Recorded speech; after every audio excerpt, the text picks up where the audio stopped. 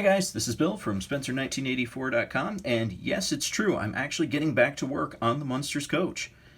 The last update to it was a bit over 5 years ago though, so rather than make anybody try to hunt through the archives and see where I left off, I figured I'd start off with a quick recap of where it is.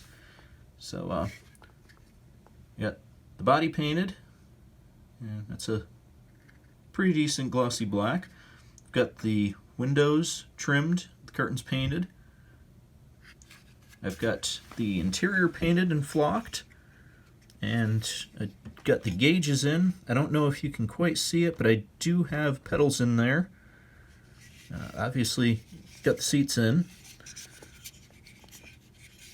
I replaced the kit supplied engine because that thing looked like a little V6.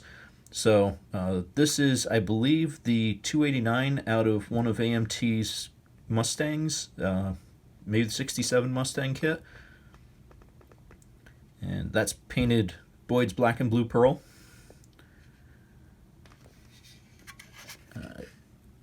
Scratch-built chassis underneath it, both to fit the engine and because the kit supplied one is just the worst. That's just terrible looking. So did that. There actually is an update since the last video. I've managed to glue the rear axle in. So yeah, that's about the only thing that's happened in the last 5+ years.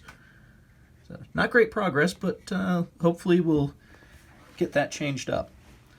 I left off, I had the front fenders and the sides of the hood cut off because with this new engine in here, it's a bit too long for the stock body.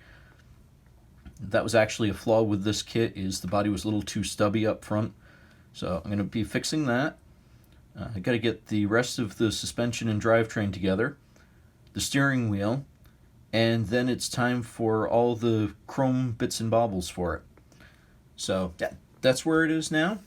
I'm going to be getting back to work on this, and I'll hopefully have an update for you all shortly. Thanks for watching.